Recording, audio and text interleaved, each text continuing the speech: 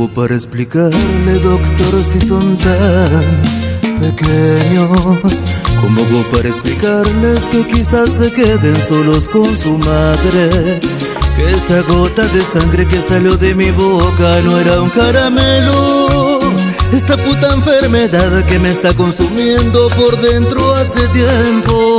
¿Cómo hago para explicarles que quizás no vuelva de este viaje? De este viaje que tiene mi loco y bohemio oficio de cantante. Aún no estoy preparado, no puedo abandonarlos, no sabrán entender. Porque papá se ha marchado, solo le pido a Dios.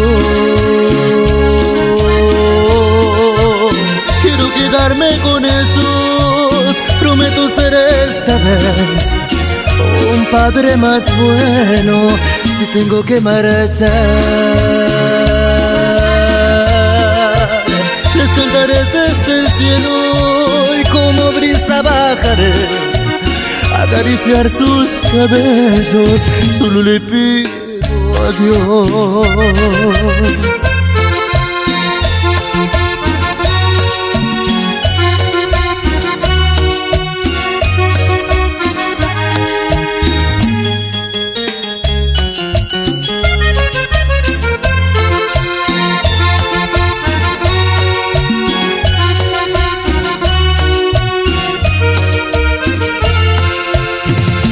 Para mentirles que quizás no vuelva de este viaje que tiene mi loco y bohemio oficio de cantante.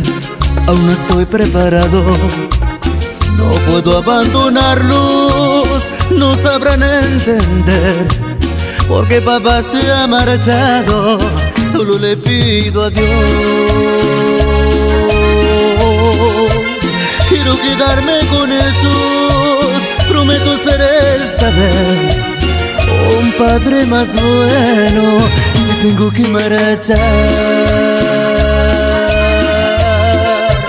Les cantaré desde el cielo y como brisa bajaré acariciar sus cabellos. Le pido a usted y a Dios.